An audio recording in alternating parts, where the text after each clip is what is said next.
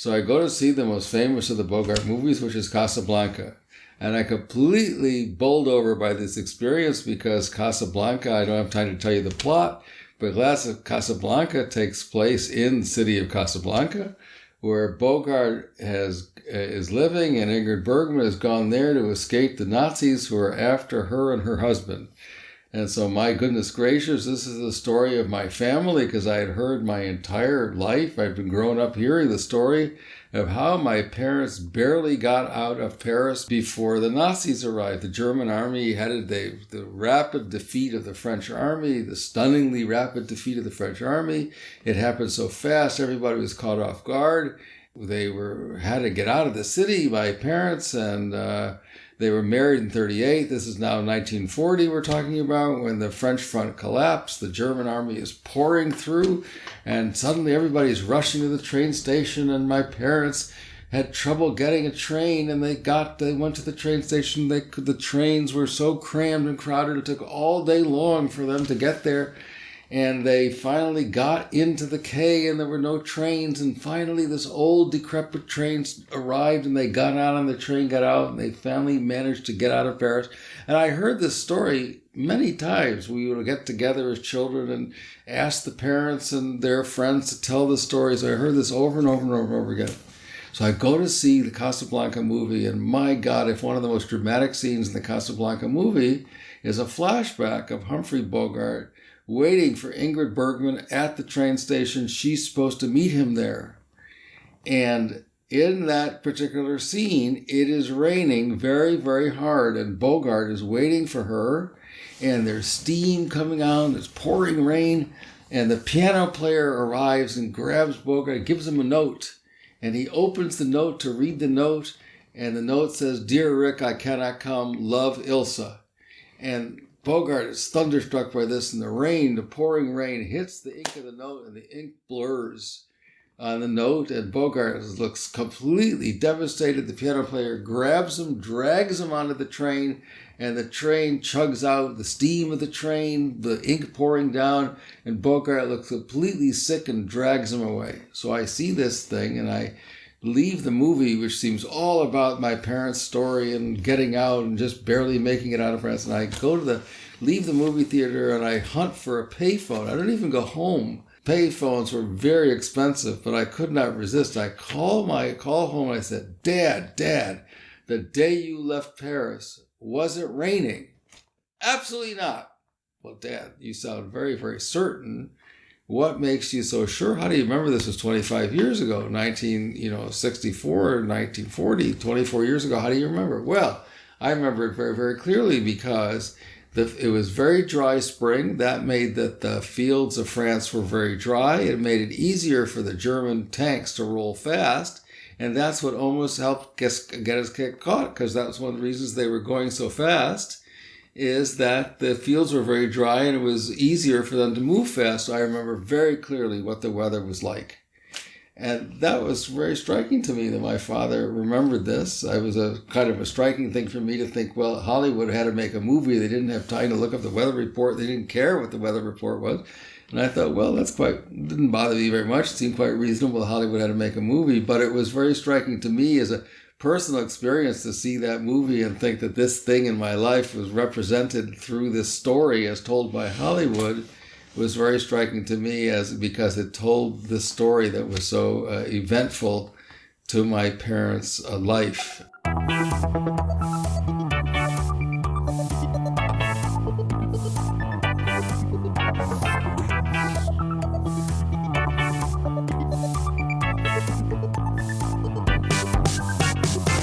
Milan ou Tripoli, Vilnius ou Benghazi, Paris, Moscou, on fait le bunga, bunga.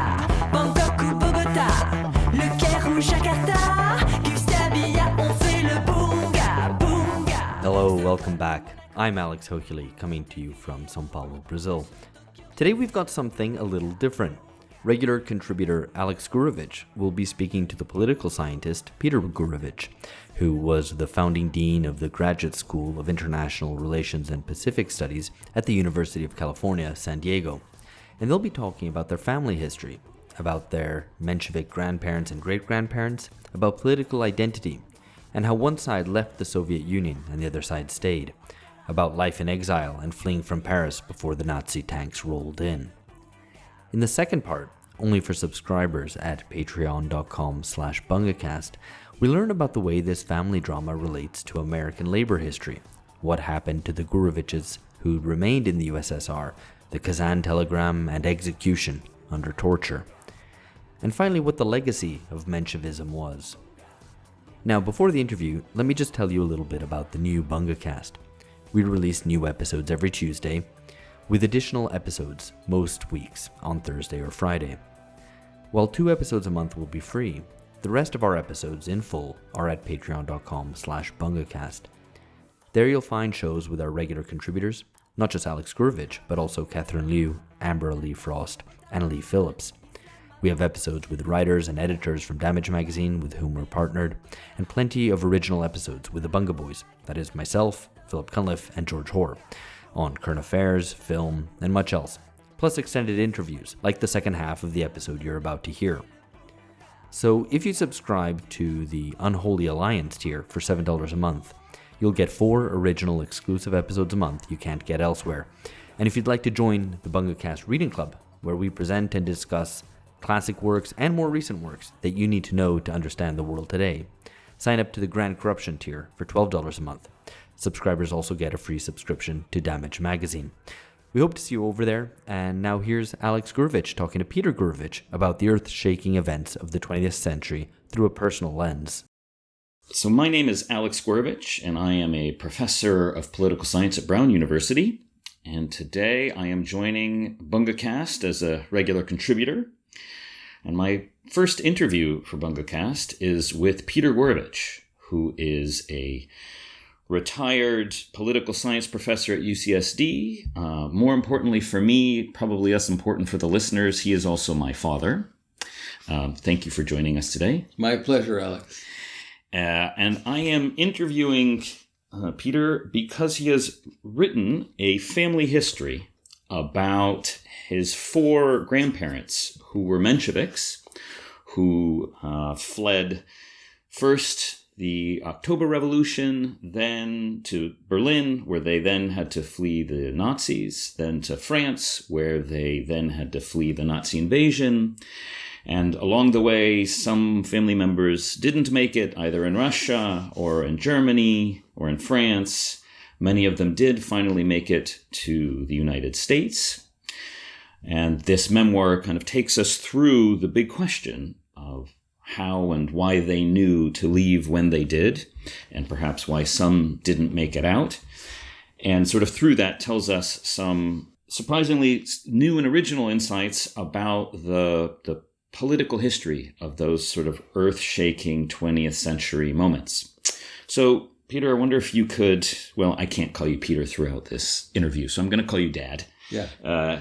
It's too artificial for me. But so, Dad, I wonder if you could start by just telling the listeners who these 4 grandparents are, what their names are, and where they were born, and sort of how they meet each other. Give us a sort of, sure. Little, Well, you can imagine, Alex, that I've been fascinated by this my entire life because I was born in New York City in 1943, and I grew up very aware of my mother's parents, that is the maternal side of my grandparents, because they made it all the way through. They're the ones who came all the way to New York. And I was very aware of them, but on my father's side, his parents did not make it all the way to New York. They never left what then became the Soviet Union. So I was always fascinated, and you remember asking at the earliest age, why did some grandparents make it out and other grandparents did not? And so that is, in a way, that question dominates this book. So let me explain to you the cast of characters. So on my mother's side, their names are Peter Garvey and Sophia Garvey. So Peter Garvey, my mother's father, is the person for whom I am named. And the 2 of them were young Russians, Jewish Russians. They come from the south of Russia, what today would be called the Ukraine, but Ukraine was part of the Russian Empire at that time. So Peter Garvey was born in Odessa, a very, very important city of Ukraine then, of Russia then. And his father was he's called a factory worker. That's probably not the case completely. I think more likely he was of a merchant family, and they lost all their money, and so at a certain point he became a factory worker. But that was at certain points useful to my grandfather to call him that, and so that's what he called him at. But Peter Garvey himself, his name, he was born Bronstein, and Garvey became his party name. He was a young man, got himself to school somehow, and became very interested in left-wing politics. You could imagine that anybody of any education at all in Russia at that time really hated the Tsarist regime, and so to be anti-Tsarist did not differentiate you very much. Everybody was anti-Tsarist, except for the Tsarists. And so he early on, the distinguishing thing about him is that early on he became very interested in what was called the Russian Social Democratic Workers' Party. And that was a group from which came the people that everybody knows are the Bolsheviks. But what people don't quite realize that the Bolsheviks were part of that group, and they split in 1903 into a part that was called the Bolsheviks and the Mensheviks. And everybody has heard of the Bolsheviks, but people don't know there was also the Mensheviks. So my grandpa and all of my grandparents belonged to the Menshevik group, which is more what we would today call Social Democrats, the Swedish Social Democrats, German Social Democrats. The socialist parties of Europe derived from the Menshevik side. And so that's my grandfather on that side of the family. And then he eventually married a woman called Sophia Fichman. And she came from what is today called Moldavia. She came from near a city called Kishinev, a very well-known city. It had a very famous pogrom in 1906, I think it was. And she was also a very active, not so extraordinarily unusual for prosperous people. Her father was a very successful grain merchant who eventually, she went to school. They eventually moved to Odessa. He was an active grain merchant, and she had a good education, became probably radicalized by her high school teacher, and she became also active in the Socialist Party, and they met through that. They got married in 1910, and they were socialist activists even before the time of the revolution, enough to get in trouble from the Tsar. They were unpopular with the Tsar, as was anybody of any political consciousness at that time. Yeah. So one thing I remember was quite interesting when you described sort of their early life is that both Peter and Sophia, they come from Jewish families. They go to college. Mm-hmm. They are radicalized in college. Yes. And part of that radicalization is them kind of becoming less Jewish and more socialist. Yes. And that this then puts them... they don't think of themselves as Ukrainian. They don't think of themselves as religious. Right. That stuff is sort of parochial and narrow to them. Right. And that initiates a period of activism. Right. And what I can't remember is, so this is sort of before the Russian Revolution and so on, but are they both arrested by the Tsar or just Peter? Well, Peter gets into the most trouble. He gets in the most trouble. He is sent often to Siberia.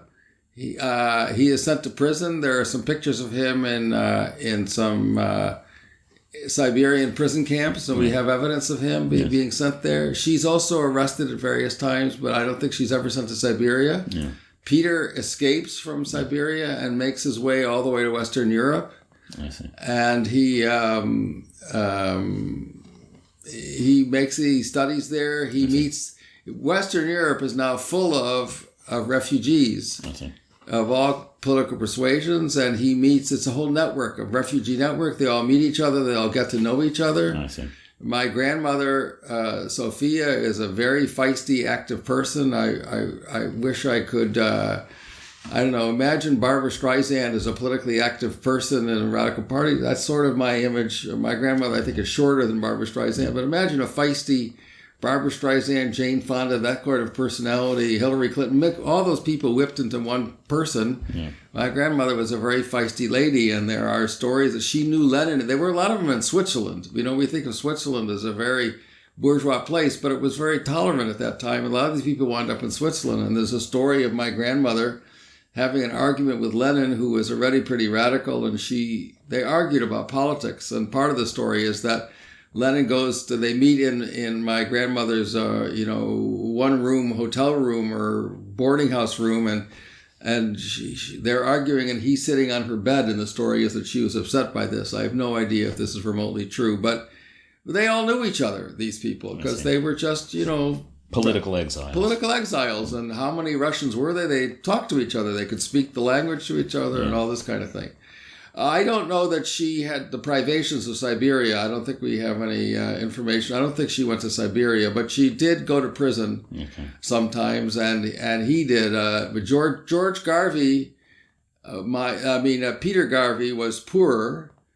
My grandmother came from this prosperous merchant family, and so my image is that Grandpa made the money and she spent it on revolutionary activities in Western Europe. That's also not such an unusual. Yeah, right. We think of that as fairly common in America and the West today, and so they got married. They met in 1910, and so also in the early 20s, my grandmother is pregnant with my uncle, who became George Garvey, and then my mother. And so I think that they were actually rather tolerant.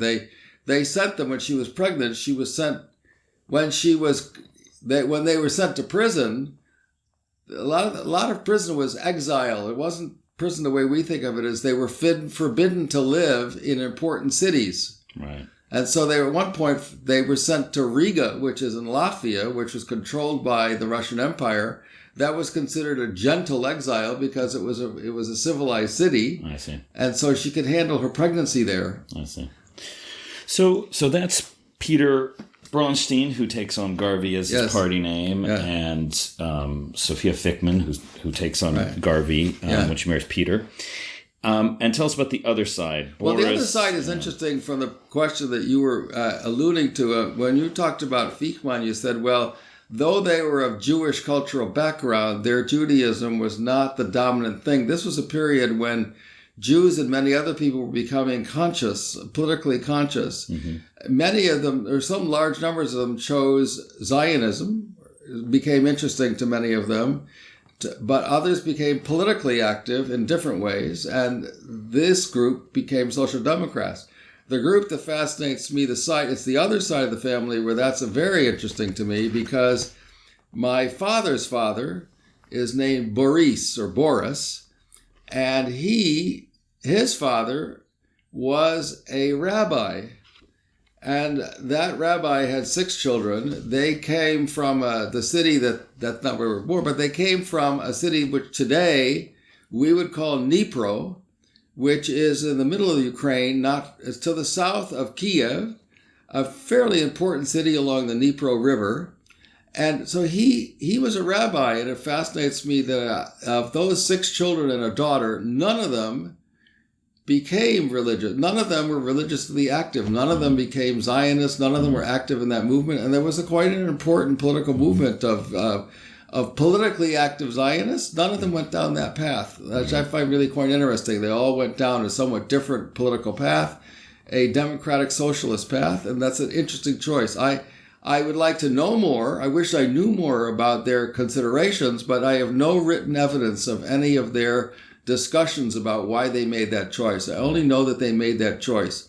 My great-grandfather, my father's father, no, that'd be my grandfather. My grandfather was the oldest of all these children, and I know that he himself went to school, and then he got into trouble, so he also went to Western Europe, and he knew many of these people. He was in Western Europe because he was politically exiled for the same reason by the Tsar? Yes, I think he escaped. He escaped prison, and he was sent to prison, and then he escaped.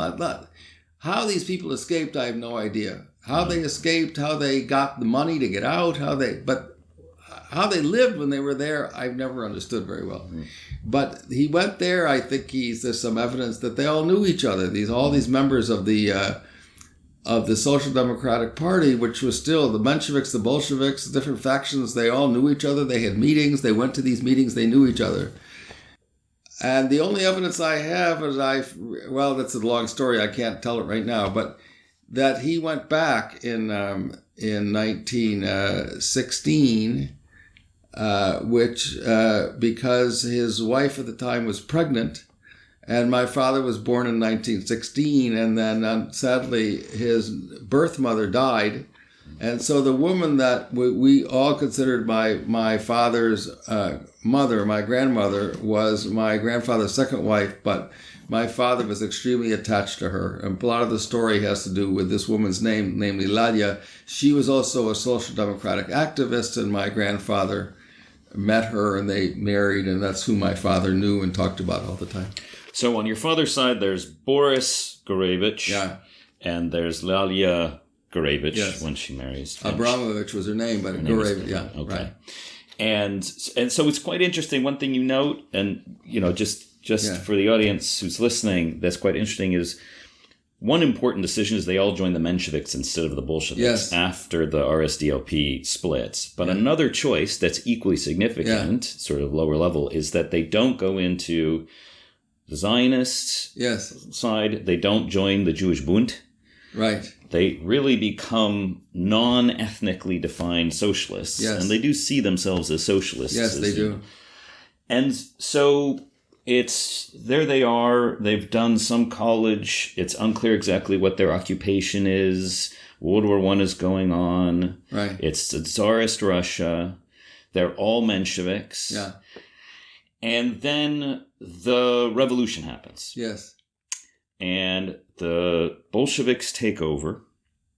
Right. And the big question is, how are the four of them supposed to handle and going to handle that situation? Yes. Right. And one thing you say is that Peter Gourevitch, this is again on your mother's side, your mother's father, is a sort of right Menshevik. Right. And Boris Gourevitch is a left Menshevik. Yes. And you had always grown up. And so the question was that you knew that Peter Gourevitch got out. Right. And Boris Bear Gourevitch, as he was known, didn't. Now, you had grown up with a family legend. I wanted to know why. Yes. And there's a family legend that before you that you passed to me before you started researching this book, which was that the reason that Peter Gourevitch got out and that Boris didn't was because the right Menshevik hated the Bolsheviks and wanted to leave, while Boris Gourevitch wanted to stick around and thought for a time it was possible to work with the Bolsheviks. Now, tell us a bit about what you discovered and how you discovered it. Right. So this was the dominant, when I used to ask this question, which I can remember as long as I've had any political awareness, I used to ask this question, why did Peter Gourevitch leave and why did Boris Gourevitch stay? Yeah. And the answer that I was given mixed the answer for leaving and staying with their political points of view. That, just as you summarized, the right-winger hated the Bolsheviks so intensely that he decided he had to get out. He couldn't stay and work with them. Whereas the left Menshevik wanted to build a broader coalition amongst all the socialists and wanted to create a world where they would work together. Right. And so therefore the guy who hated the Bolsheviks got out, and the guy who thought they could work together tried to stay and work with them until it was too late. And so I came from a very intellectual family, very well-educated, politically active people, and so what could be more plausible than an intellectual interpretation? This was an ideological interpretation of the behavior, and that all seemed to make sense. That seemed very plausible. So I never questioned it. Well, 60 years go by, I never questioned it. Finally, I decided I had retired, and I decided I became very interested in this stuff, and I started to re-examine all this. And when I started to research this, I discovered that I made this distinction between, I sort of thought of the whole thing as family legends. Which of these family legends could I verify, could I test, could I find information that backed them up or challenged them? Yeah. And I discovered that this family legend had problems with it. It didn't hold water. It turned out to be not accurate. And it had two big flaws with it.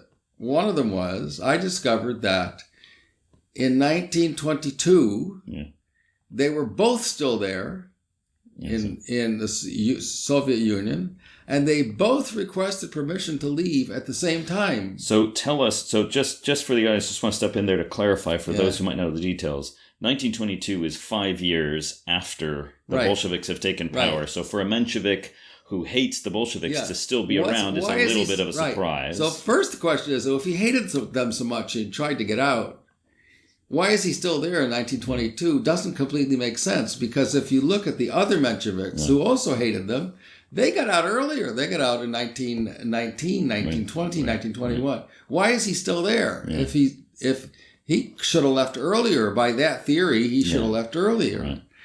And then the second question is, how come they both applied at the same time? This I did not know. Tell us the story, because this is tell us the story about how you discover that.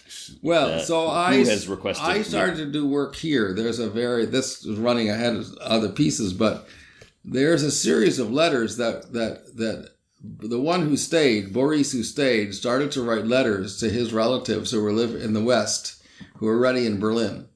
And he started to write letters, and my great aunt, my father's aunt, collected those letters. Mm-hmm.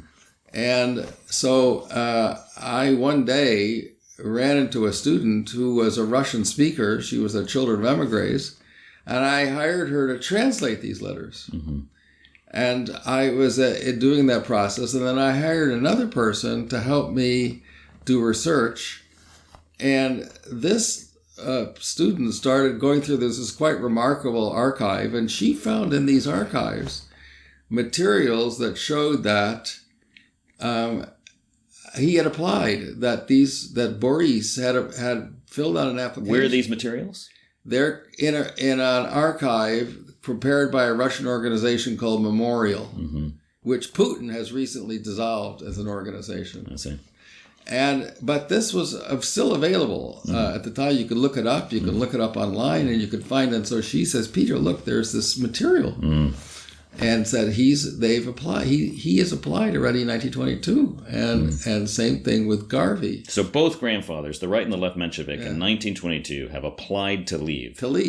And which means that the left Menshevik, Boris, also is maybe starting to have doubts. We don't know, but we know that he isn't just stuck around. So an important thing to understand is that now you get into the weeds of the Bolshevik system. Yeah. The Tsar is overthrown in February of 1917. The war is still going on. In October of 1917, the Bolsheviks stage a coup, and they take over the whole system. Mm-hmm. Civil war breaks out, which goes on for several years. By 1921-22, they're starting to consolidate power. Right. And this becomes very clear to Boris. By this time, it's clear that the game is over. Yeah. So he applies to leave. Mm-hmm. And so one of the reasons, why does Peter Garvey wait? Well, for one thing, Peter Garvey's in prison. He doesn't leave early because he's in prison in the Urals. Mm-hmm. He doesn't have a choice. Yeah. So he's now applying to leave. Yeah. And the other thing that my research finds is that several months later, permission is revoked. So tell us a story, because the other thing is you discover that Boris Gourevitch has. So you've discovered via Memorial that both of them had applied. Right. And then you wanted more information, because if they both applied, then why is it that only one of them left? Right. So I then requested, I was invited to Moscow to a conference. I decided, okay, this is the time to request permission to look at the archives, which archives? The secret police archives in Moscow. You could now look at them because this was no longer the communist regime, and the Putin's regime allowed you to look at the archives. Uh-huh. Although the difficulty for me there is I had to prove that I was the son of that my father was Boris's son. You could only look at the archives if you were a relative, and my father had no birth certificate. So it took a while for me to find it. I had to get people to help me, and found a person found a document in which Boris has written to the KGB in 1928. And it says, my son, Alexander, and it's stamped by the KGB. And so this proved to the current secret police that yes, in fact, it turns out that in the files, there was a letter that said the decision to give permission to Boris to leave is a mistake. Permission revoked. So this is a statement in the old secret police files by someone who has seen. So not only have Peter Garvey and Boris Gourevitch applied to leave, they've been given permission to leave, and they've received information that they've been noticed that they've been approved to leave. And then you have now found in these secret police files a memo issued how many months later? 3 months? No, in the fall. It's 6 months later. Yeah. Saying the decision to let Boris, the left Menshevik, leave was a mistake. Yes. What was it like to kind of see that on the page? Well, I already knew it. I already knew it because I had found evidence. But I was shocked. I was very shocked by that. I was shocked. I realized that this was a very important moment in the whole process for me. I realized that the family legend was wrong. Right. The family legend was wrong. I spent a lot of time trying to mess around with the family legend to figure out a way in which I could make it correct, but it takes a lot of doing. So Peter Garvey didn't leave earlier because he was in prison. He couldn't by himself just get on a train and take off. And but they gave him permission. So then the question was, I then requested to see his files and found a letter in his files that said, from a guy, oh, Peter Garvey, yes, I remember him. We were in Soviet prison camp together. Yes, he's a friend of mine. Right. You know, he's a pretty old and sick person. He has a lot of trouble with his health. Right. It'd be a miracle if he survives another 6 months. Might as well let him go. He's not going to live very long. This is an official. This is a Bolshevik official writing this. This is somebody writing into the files, you know. You might as well let him go. He's not going to cause any trouble, and he'll get the visa because his wife is very well connected and all this kind of thing. So one thing I remember that in the book, and one thing I remember you saying in the book was that you observed two things. One is Peter Garvey wasn't that sick, or it was unlikely that he had been sick, but it was very unlikely he was so sick that this was a credible description. He lived another 25 years. He lived another 25 years, right? And that this to you was an indication of some of the fluidity between Menshevik and Bolshevik lines, because for a long time, since they had known each other during anti-Tsarist struggles, there were friendships, and that the boundary between Menshevik and Bolshevik, at least up through 22, somewhat more fluid. Yes, so that's a possible interpretation. I then went when I was in Moscow looking at these. I made an appointment to see a very famous historian and expert on Mensheviks. This was a guy who knew far more than I did. Mm-hmm. I went to see this man and walk into his office, and there are pictures on his wall. There are pictures with my grandparents on them because he's an expert on these people. Right. I was quite stunned, and I talked to him, and his interpretation was that they decided not to let Boris go because they thought he was too important.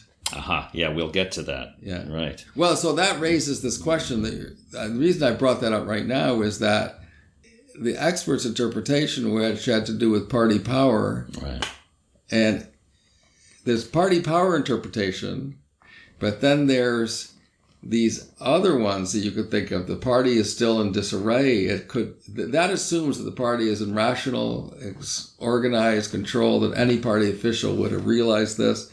But the other interpretation is the accident of who's processing the file, right, the personal relationships. Right. So, right, the guy who does Peter Garvey happens to be someone who knows him and is friendly and lets him go, while the person who's processing Boris Gourevitch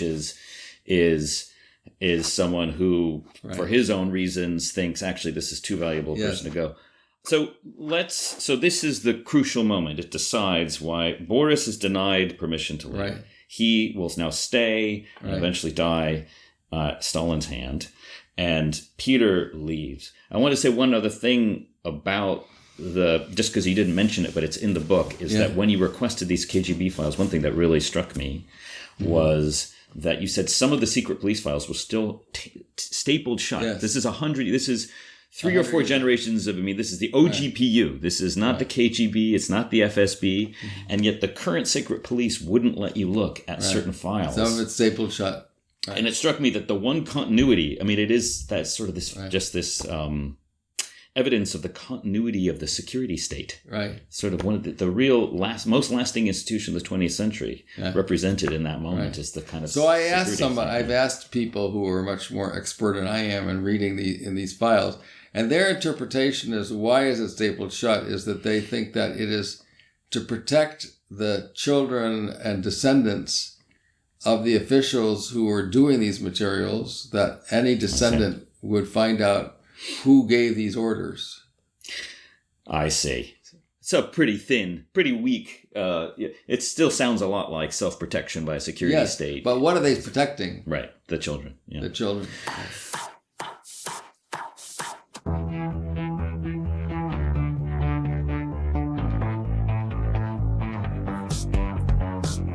So, in 1922, Peter Gourevitch leaves with Sophia Gourevitch and my mother and her older brother. And your mother and her older brother. Right, okay. Right. And then, meanwhile, Boris Gourevitch and Lalia are now stuck in Russia. They're now stuck in Russia, and they start a period of prison. Okay.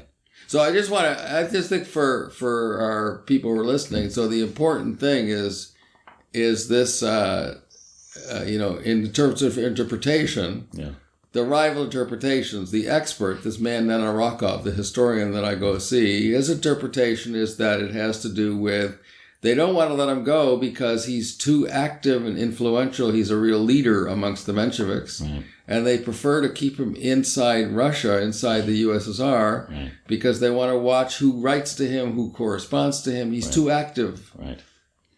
We know that they were concerned about the exiles. Trotsky's the most famous example. But although Trotsky hadn't left yet. Right. This kind of policing. But they were becoming aware that the group in Berlin were troublemakers. Right. And they didn't want to add another troublemaker. So let's talk about Berlin. So what happens Whereas the rival interpretation, I just want to but the rival interpretation is that it's more chaotic than that. That assumes a degree of rational, coherent organization. They know what they're doing very well. And I've had, as a political scientist, when I talk to political scientists, I think about myself. These are rival interpretations of how to think about parties, organizations, stuff like that. It's not quite so easy. I tended in a funny way, defer to the expert because he's the expert. He knows these things. He's read this stuff very thoroughly. But I think that one could, fruitfully think that it might not be so coherent. Right.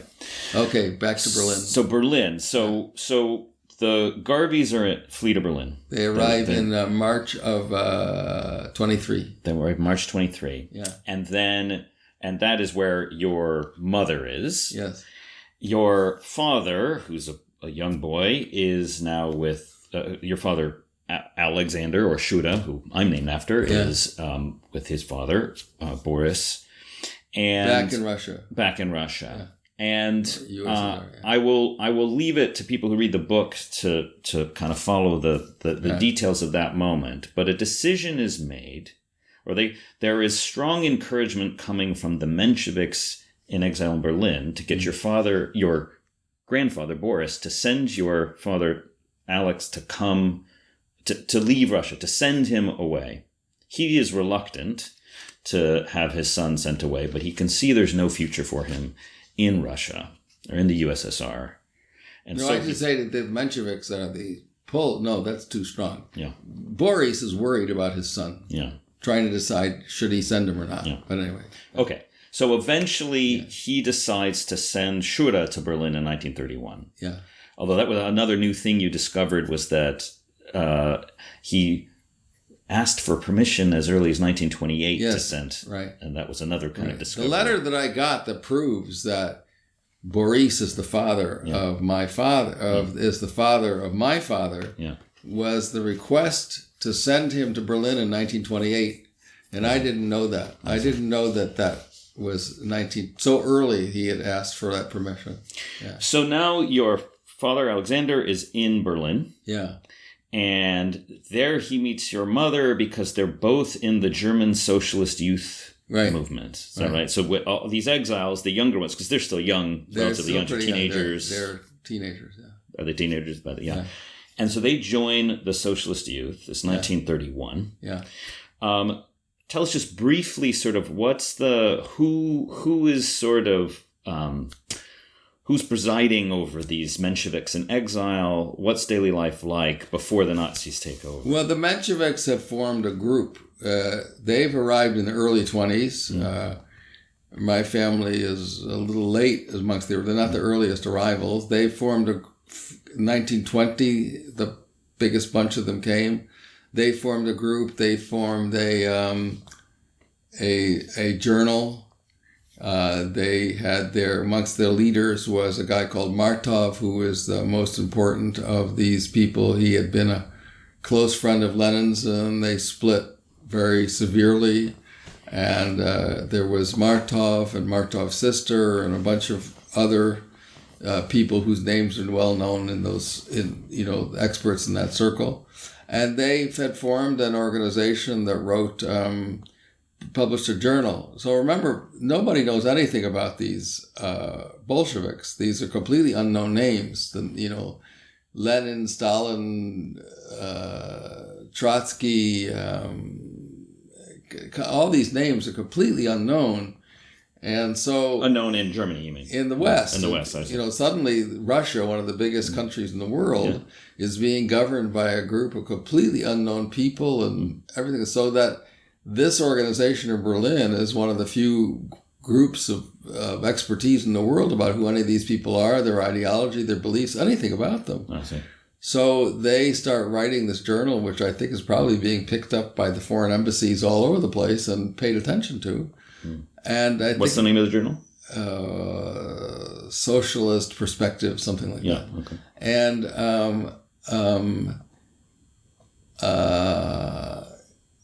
and it takes a while for the Bolsheviks to realize. I think it takes a while for the Bolsheviks to realize that they have to pay attention to this. I see. To this group of people, and that's what many of them do. For a living, they do varied things because some of them arrive with some money, some of them don't have any money at all, some of them. So my grandparents had no money at all, and my grandfather earns a pittance of a living by working for the German trade union newspaper. I see. He becomes a journalist. He becomes an expert on, different parts of the world where he writes little articles on what's going on in Asia, China, India, that kind of thing. And which he does. He's never been to any of these places. I think he does it he reads the paper and then he can write, articles on what's happening in one of the first news aggregators. Yeah, news aggregator in a world that before there was any internet or anything like that. But and the children, I think, go to work. Well, I mean, my mother is only 8. One of the amazing stories is my Uncle George has been a stamp collector already in the Soviet Union, and he brings his stamp collection with him. This is the period of the hyperinflation in Germany, and he figures out how to sell his stamps in the market and earns money for them to be able to buy food and stuff like that. Extraordinary. Yeah. I remember that story in the book, and I hadn't known that. I knew he'd been a stamp collector. I didn't know that they made money. I think that was kind of brilliant of him because they use, they're on the outs in Russia, in Moscow. On the other hand, they know all these people. Right. So my image is that by knowing all these people, my grandmother is able to gather stamps from all of her friends who are in the Kremlin and then gives these used envelopes to her son. That's my image. I don't know. Because how would they get stamps? Right.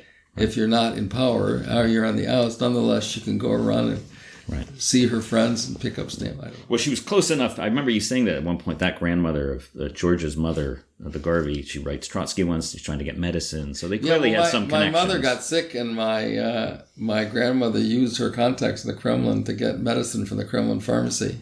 Yeah. which again shows the complexity of these relationships. Right. These are old buddies. Right.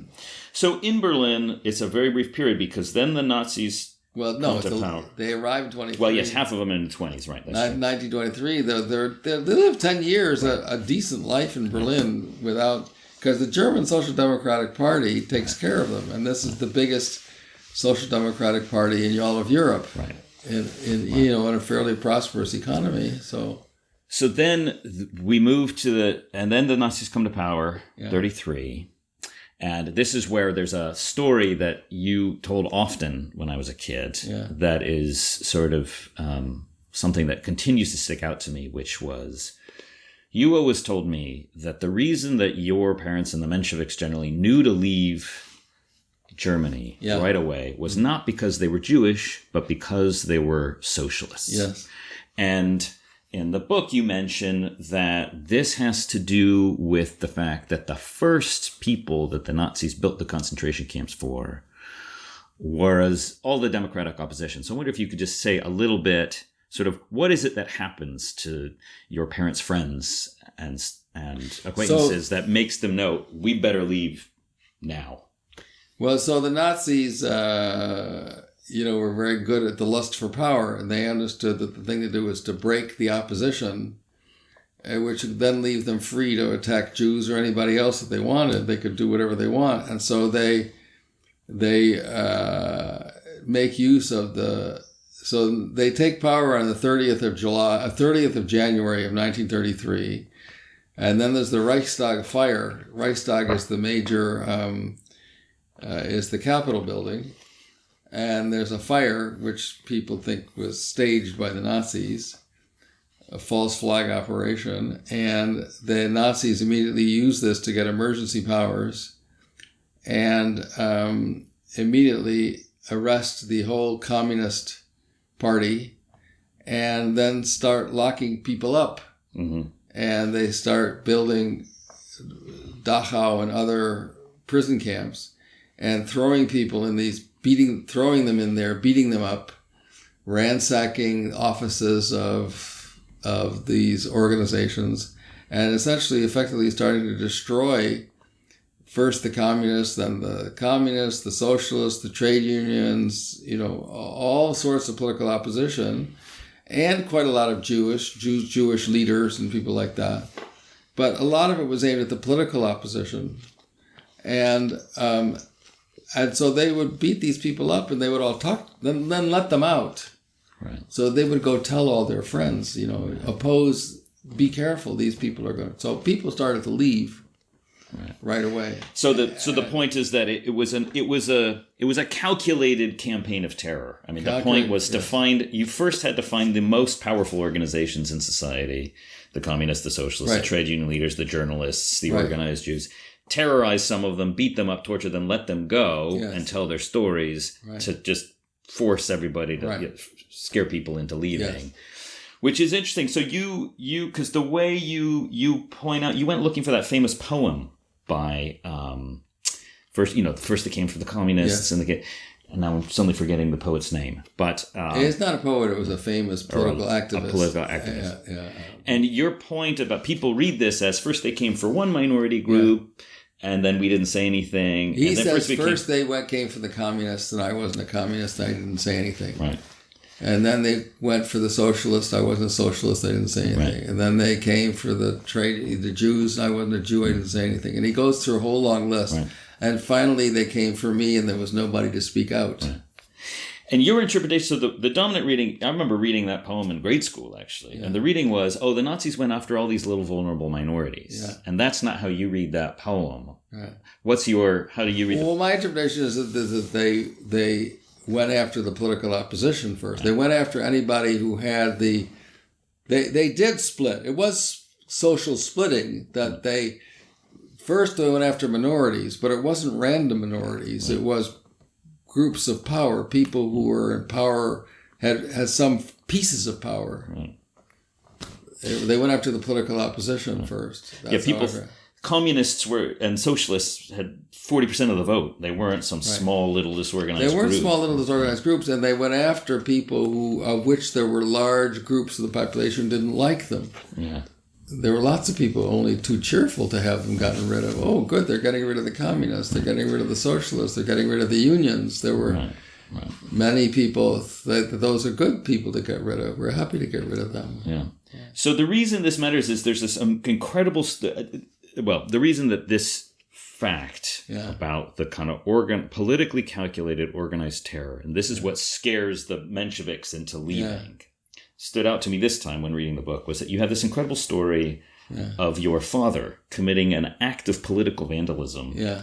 Before, I think it's just before this is happening. I wonder if you could... Well, it's not quite. So what happened with my father, remember, these people are quite young. My parents did meet each other in Berlin in 1931, but they were all still pretty young. My mother in 1931 is 16. My father is 15. Right. They didn't get married until Paris, which was 5 years later, much later than 1938. So they're friends, but they're... So my father wasn't living with the Garvey. He was living with his uncle and aunt, and I think, and so in 1933, the story is that the phone rang and they say, "Hello, this is the Gestapo. We wish to speak to Mr. Garvey." And my grandmother said, "He's not here," although he was sitting right across from her. "He's not here." "Well, tell them we wish to speak to him and we will call again or come see us," or something like that. So my grandfather gets on a train and leaves immediately. Right. So they do leave in a few days. My mother is sick, so she and my grandmother leave a few days later. So... that's the other grandfather, though. That's Peter... No. This is Peter Garvey. Yes. Yeah. So my father stays in Berlin for another 10 months because he wants to finish his educational cycle so that he'll get his high school diploma. Yes, right. So he's there for another 10 months. And one day he goes up in the street. There's a poster. Berlin is famous for having these enormous round stone things on which people put posters, concert coming up or lecture or speech. And there's a big Hitler poster. Mm. And he goes up to the Hitler poster and he starts drawing a beard on Hitler. And he suddenly feels a hand on his shoulder and he turns around. There's a big German policeman standing there and says, "Young man, I don't think this is a very good idea. I would stop what you're doing and go home." Yeah. And I was quite astonished when my father told me that story because my father was a kind of a nice, mild-mannered, law-abiding type person. He wasn't. There was none of this. There was no restless hoodlum energy in there. There wasn't a. Mm-hmm. Not a rebel. He was a man of authority. He ran his lab. People deferred to him. Mm-hmm. If he said we should do this, people did it. Mm-hmm. But he didn't convey that authority. He conveyed that authority by honesty, integrity, and knowledge, mm-hmm. not by some kind of brute or impulsive kind of act. Yeah. There wasn't fear. It wasn't fear. It was merited authority, I would say. And so it always kind of amazed me that he did something as rebellious as that. It's an interesting story too because the terror campaign's already begun. Oh yeah, and a lot of people are already leaving. He happens to be staying to finish his degree. I think that the Berlin police or this was Prussia, and the Prussian police, I believe, were Social Democrats. They were unionized into the Social Democrats, so that he was lucky enough to have I'm sure there were fascists every place, but he was lucky enough to have been seen by a friendly Berlin policeman who said, "Young man, this is not a good idea." So and he left. He left within a few months of the story. He went to Paris. Right. So growing up, hearing about these lessons was sort of it is interesting to think about. But I think that your story, the point that you're alluding to, is a very important one. People say, "Why did your family leave Berlin so early?" I think that they were refugees, they were Jews, and they were socialists. Meant that they did not have strong attachments. They sort of enjoyed their life in Germany in some way. They didn't speak negatively of Germany. But they weren't deeply attached. They weren't World War I veterans. They weren't people with tons of property. They didn't have deep cultural attachments. When I meet other German Jews, there are people who would speak of strong attachment. They didn't have any of those. Interesting. Yeah, no, I remember that in the book, that being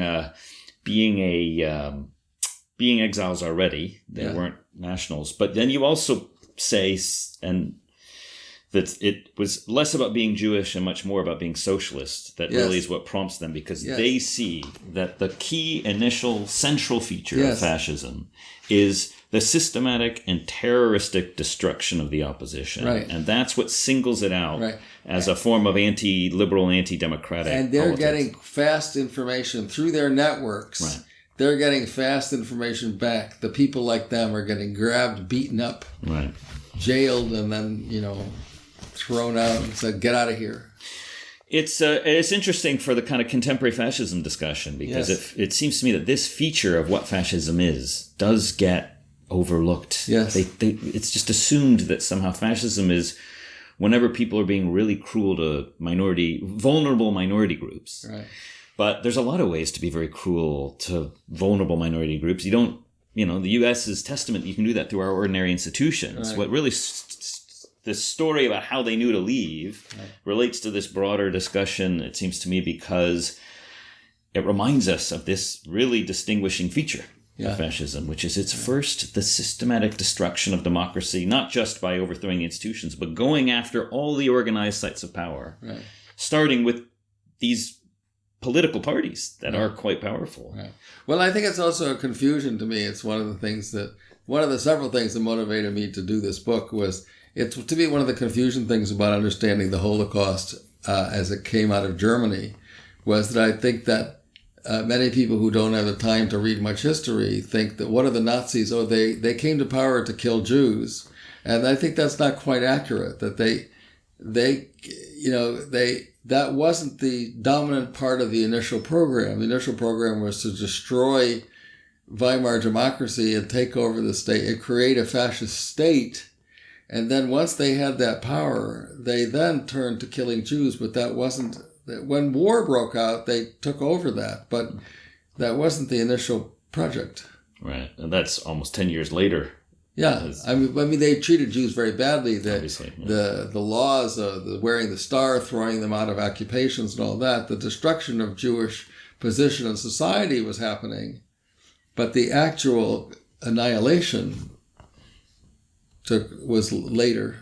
Right. The core feature that German fascism has in common with other fascism is that first sort of terroristic destruction of democracy. Yes, I mean, that's what Mussolini did. Right. Hitler says he modeled himself on Mussolini, but Mussolini's with the destruction of liberalism, of liberal models of society, and that happens early, and that's what made them vulnerable.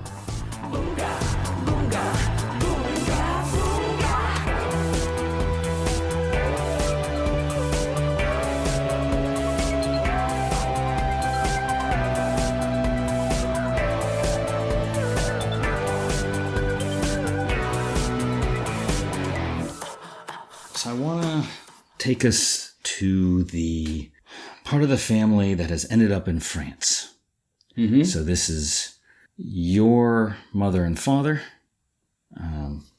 Right. So, and that's Alexander Gourevitch, who I'm named after, and Sylvia, and then her parents, Peter and Sophia.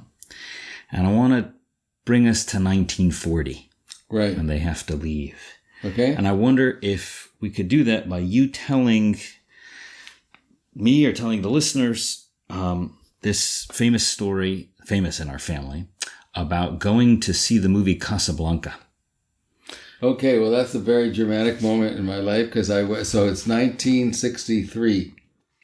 It's 64. I'm a graduate student at Harvard University. I just arrived there in the fall of 1963.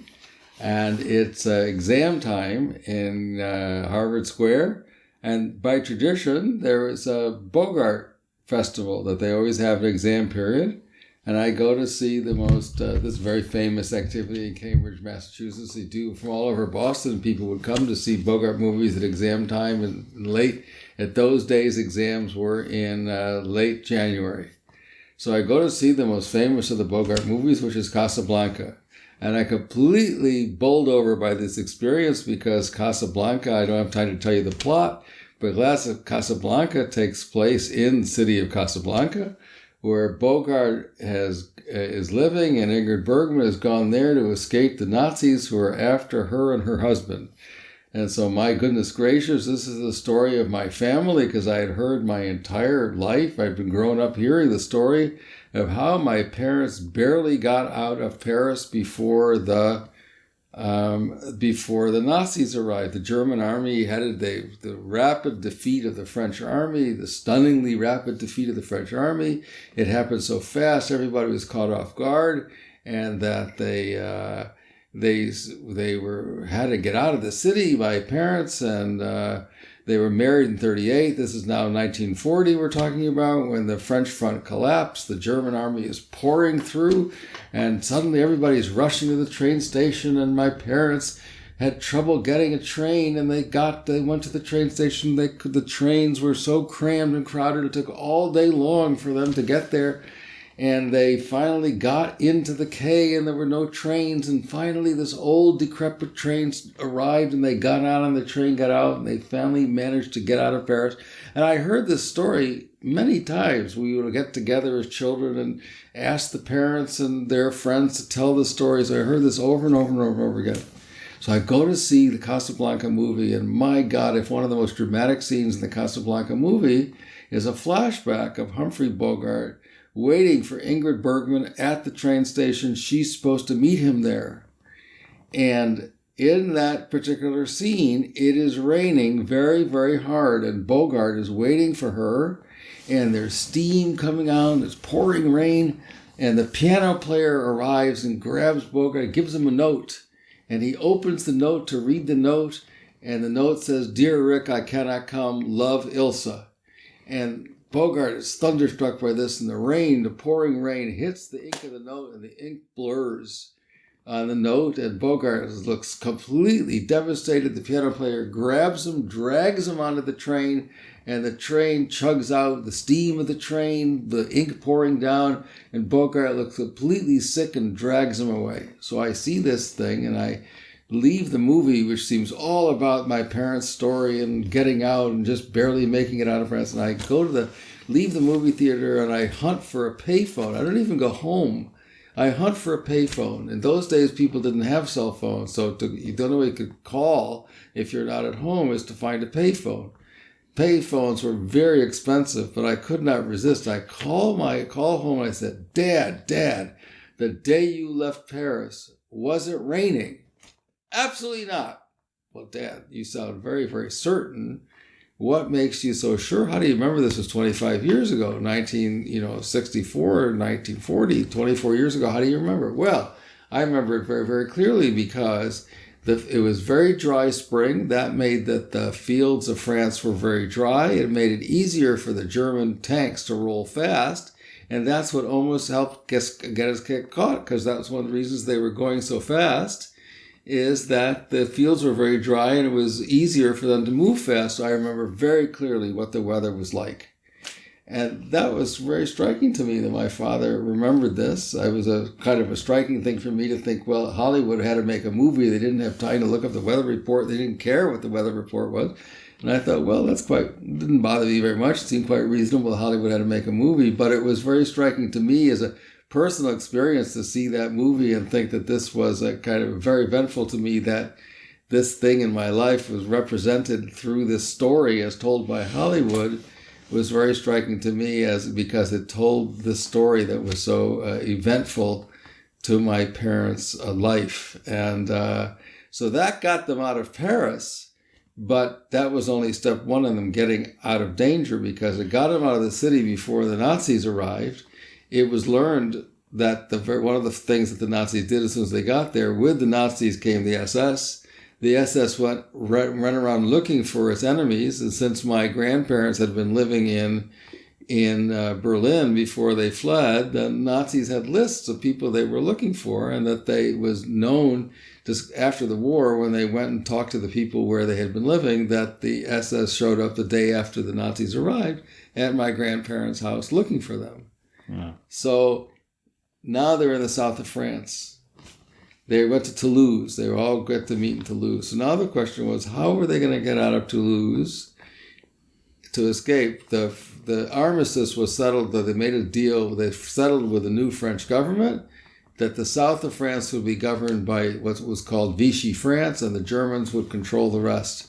So how were my family, was it going to get out of Vichy France and not, how safe was that? Not very safe, because the agreement was that the Germans could ask for anybody they wanted and the Nazis would turn it over to them. So they had to get out, and that is a very fascinating story that I describe at great length in the book of how they were fortunate to get emergency entrance visas given by the Roosevelt administration to labor leaders and socialists trapped in France, as well trapped in France to have emergency entrance into the United States because of being labor leaders. Not for being Jewish. Many of them were Jewish, and some of them were not Jewish. And this would help these people, allow them to enter the United States for the purposes of this danger, but these were not immigration visas. These were temporary entrance visas. And they got them. This happened in the summer of about late July. They got this telegram from friends in America telling them that these visas had been authorized, and their names were on this list of people who got them. And that's how they got out. And so one of my inquiries in this project was, how did that come about?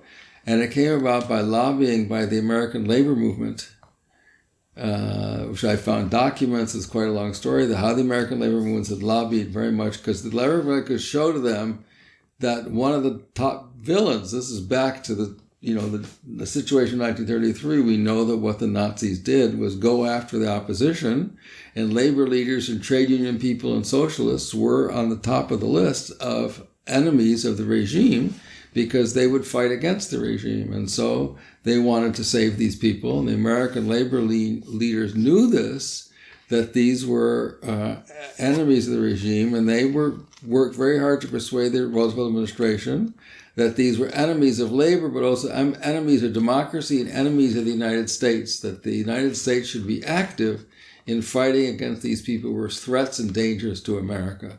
And so part of my exploration was to study that this is a very little known aspect of the entire story, and little understood and poorly understood. So this part of the story you actually have in the book a document. The chapter is called "The Miracle of the Visas and the Coming to America in 1940." Yeah. And you go and find there's the famous list, the Varian Fry list, which was the famous list of sort of important intellectuals and leading figures of Europe that the State Department had given Fry some permission to get out of Europe because they were considered sort of valuable to the American state. Right. But you're talking about a different list. Yes.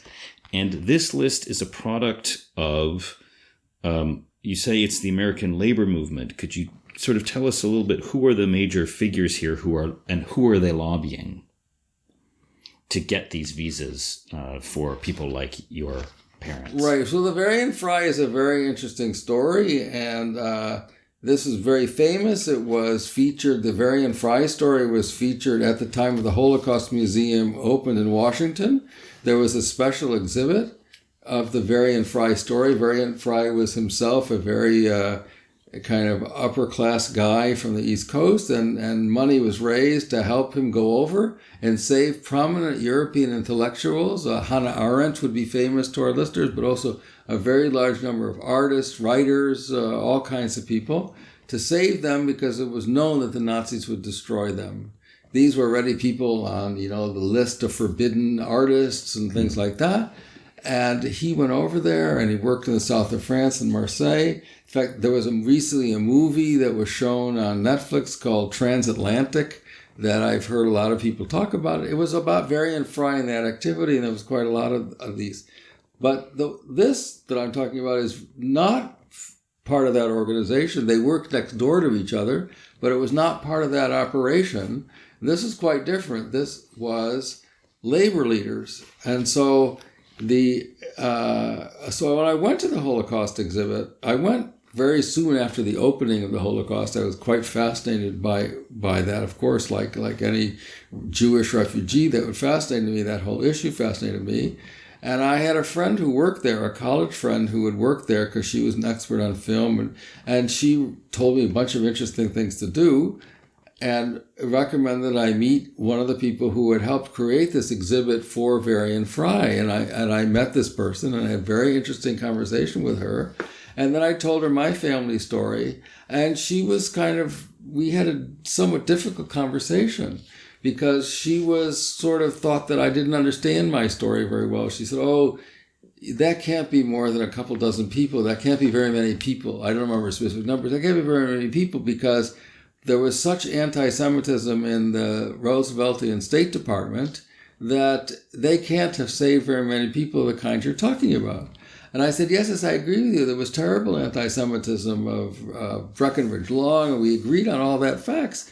But I said, there's some pieces that don't fit the story that you have, and amongst them, the labor movement, run by, at the time, Sidney Hillman and David Dubinsky, the International Labor Garment Workers. These were very, very famous and prominent, important labor movement people.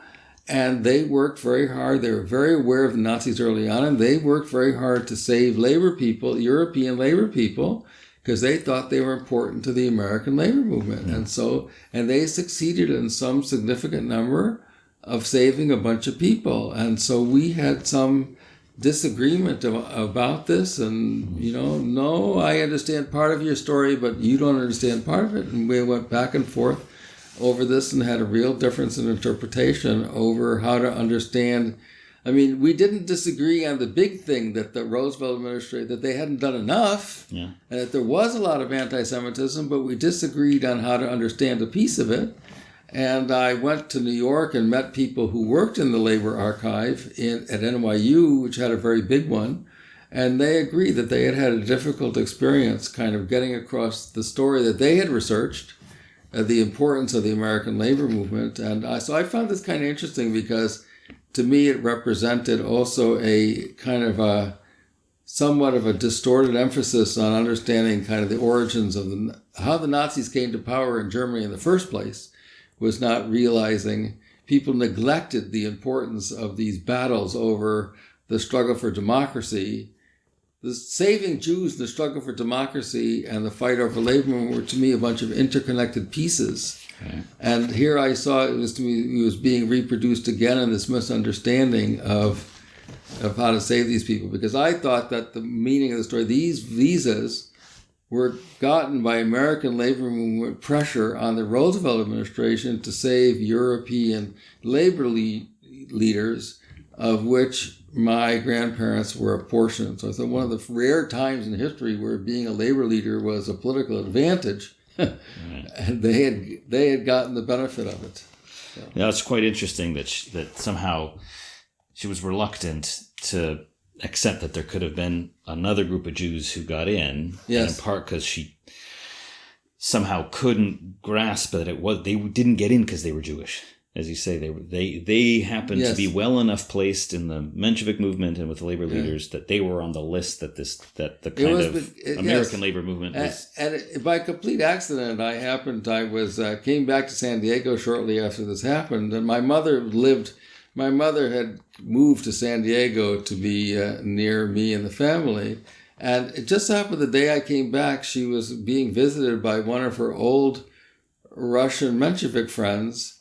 And I was telling the story, and this lady says, yes, but I'm one of those people, and I'm not Jewish. I got those visas, and I'm not Jewish. Some of them were Jews, and some of them were not. Yes. I mean, there's a very big overlap of many of these labor leaders were Jewish, but they didn't get these visas because they were Jewish. So it's a complicated interaction.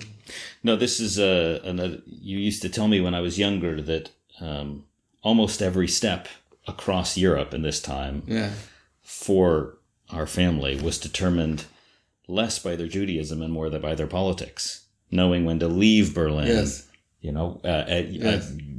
We didn't mention this detail, but leaving Paris, they were getting phone calls telling them that the Nazis were coming quicker, and they were already a bit more alert. Right. And now being able to get the visas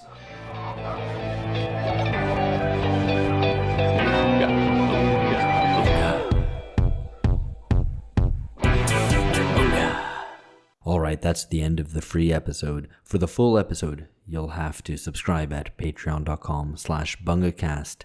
There, in the last part of the episode, you can hear about how a man at the American consulate in Marseille saved many Jews and leftists by defying the orders of the State Department. The story of Lyalia reconnecting with her son 30 years after not hearing from her. How Peter Gourevitch was executed under torture. And what the relationship is between democracy and socialism and the legacy of Menshevism. That's all at patreon.com/bungacast. Hope to see you there.